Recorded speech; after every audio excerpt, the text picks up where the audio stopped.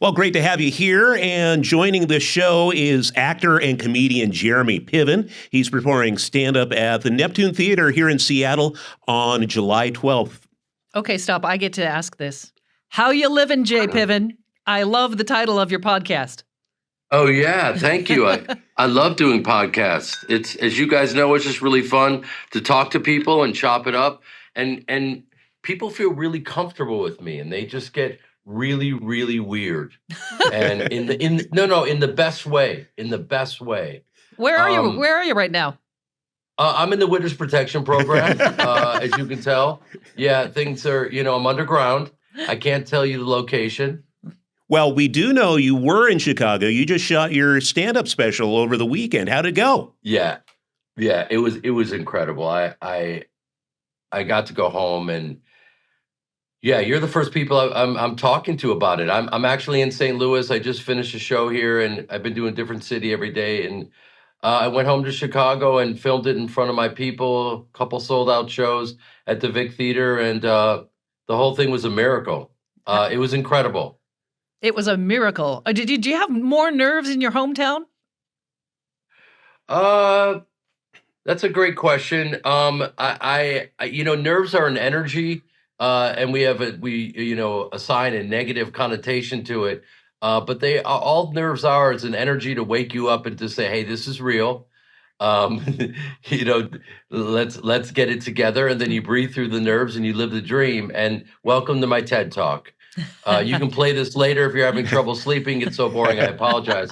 I can't wait to be funny and not talk about how funny you should think I am. Well, speaking of nerves and funny, maybe you can talk about that first pitch, Jeremy.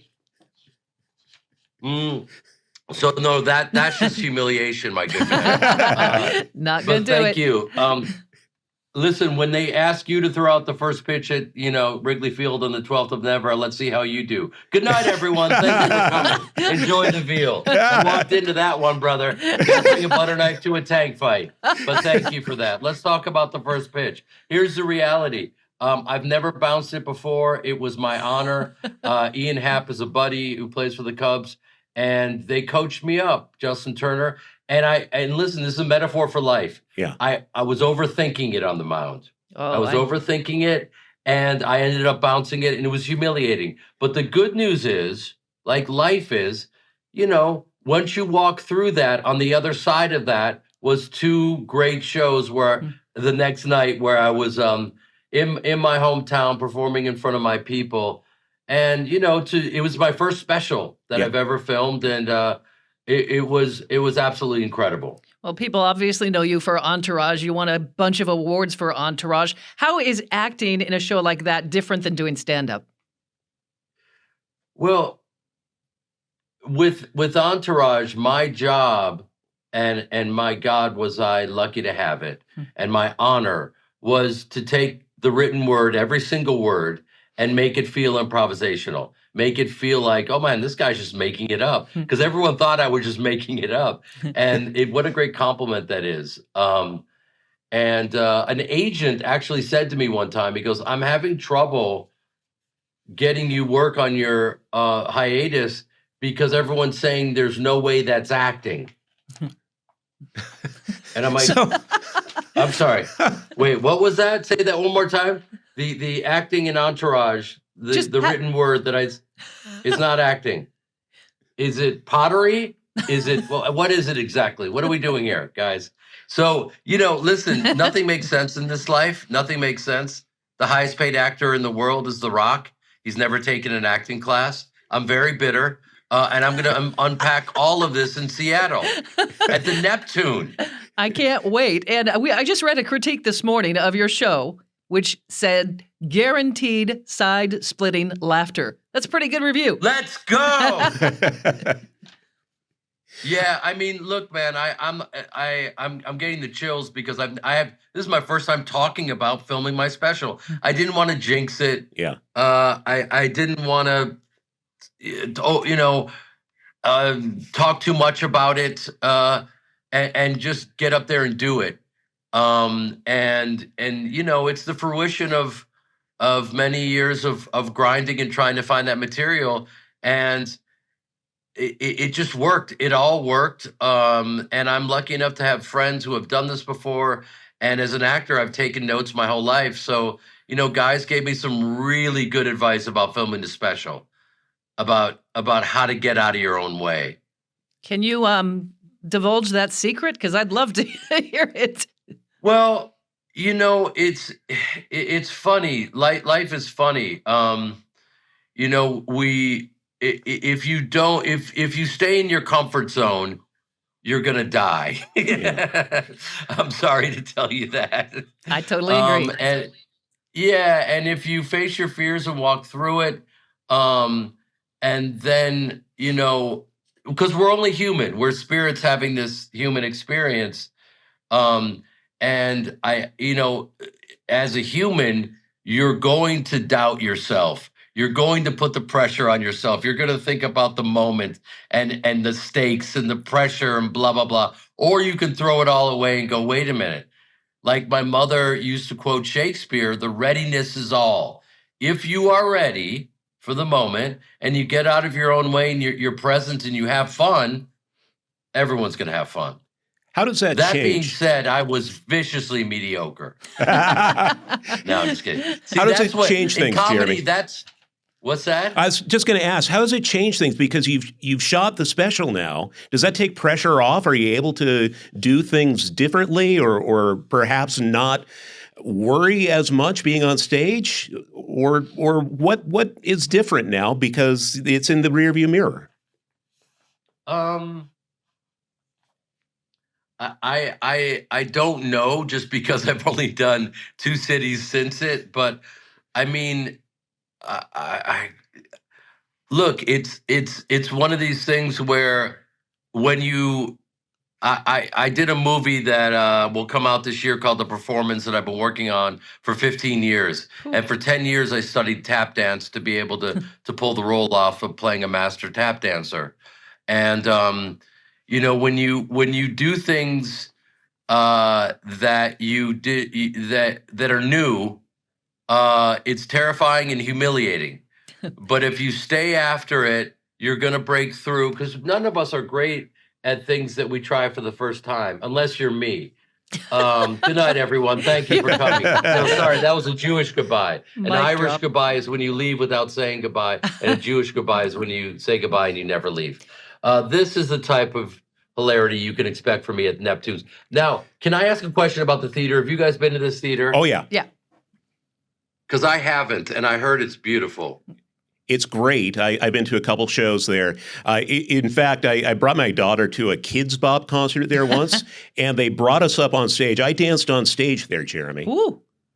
So maybe. Okay, well, do we have proof? Do we have video? What do we have here? Oh, I've tried to get all copies burned. Unfortunately, there is something out on the internet. Maybe I should have taken some tap dancing lessons from you, though.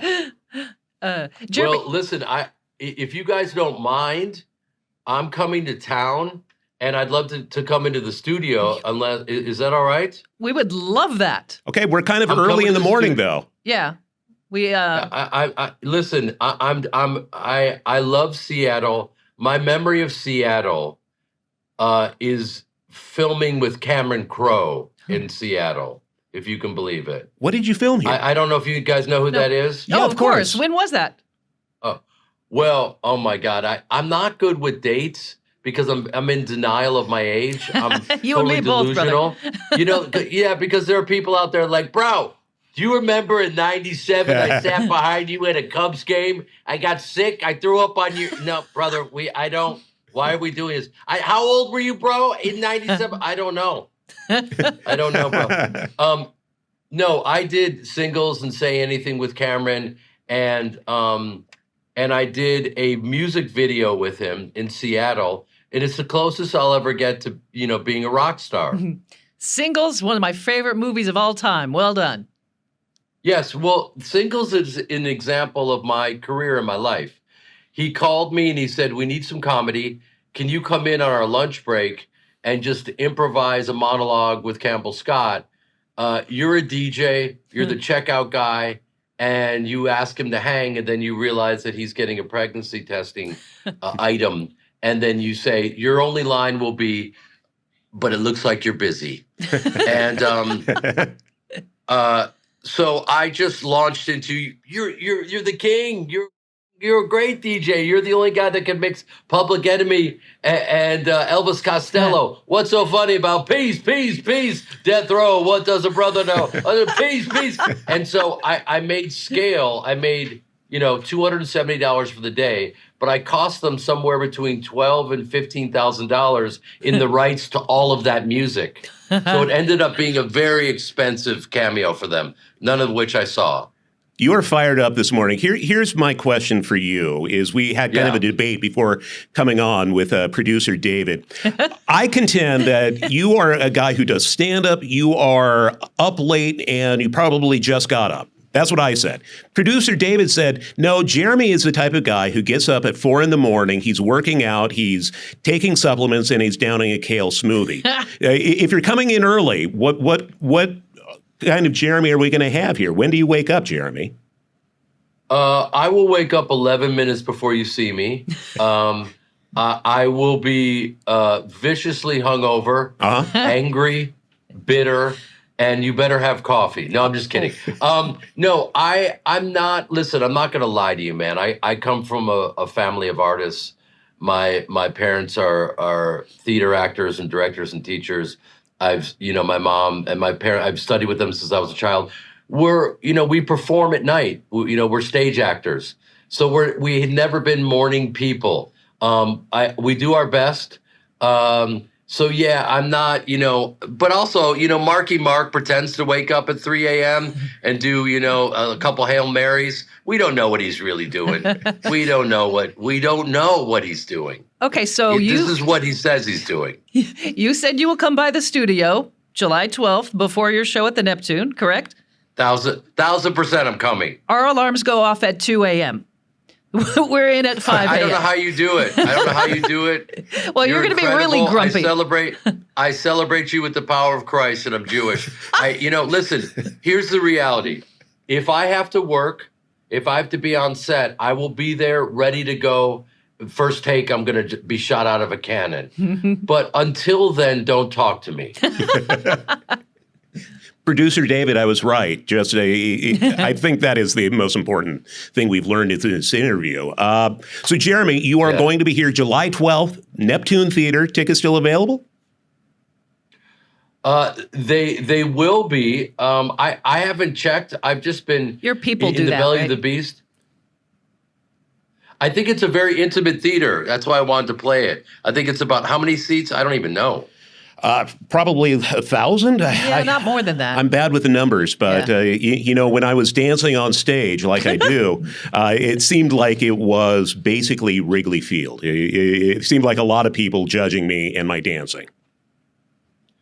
Yeah, and by the way, that feeling is very common, and that's what everyone feels the first time they really, enter into a new arena like that, and that's. If you wanted to be a professional dancer, and I don't suggest it, my good man, I don't know if you have it in you. I think if you were a stripper, I think your stripper name would be Vanilla Drizzle or Put Some Ice on It. Can you not put that picture in my head, please? Sorry, I apologize for Vanilla Drizzle. I'll never say that again. I apologize. That was horrible. Thank you. You are true. You're going all over the world with this tour. What are you looking most forward to? Well, I'm not just saying this, but Seattle is one of these mythical places. I'm a huge Nirvana, grunge guy. Love me some Dave Grohl.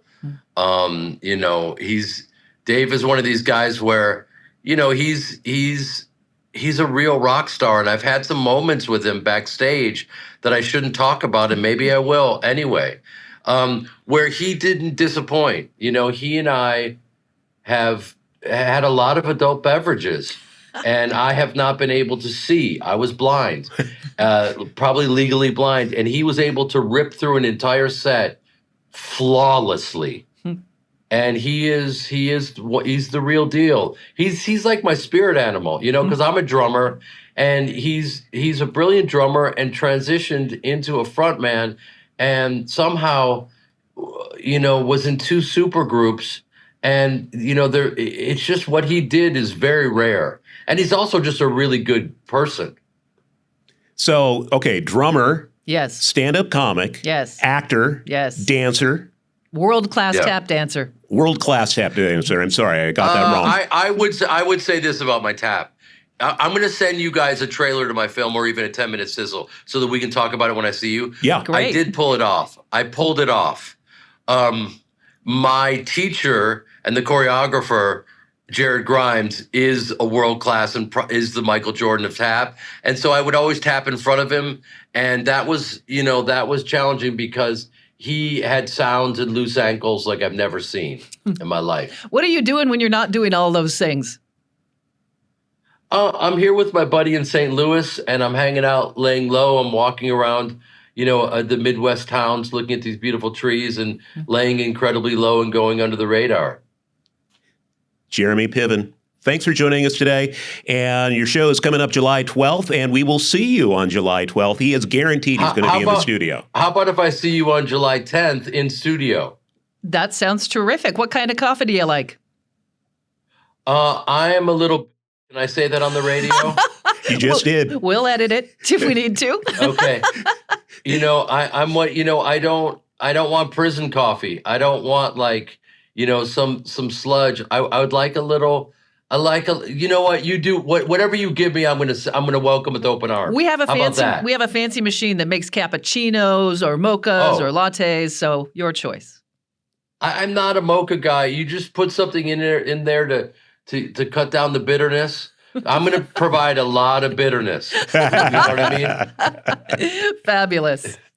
Thank you, Jeremy Piven. Thank you guys for your time. Yeah, we can't wait to see you. Good luck on tour, and we'll see you soon.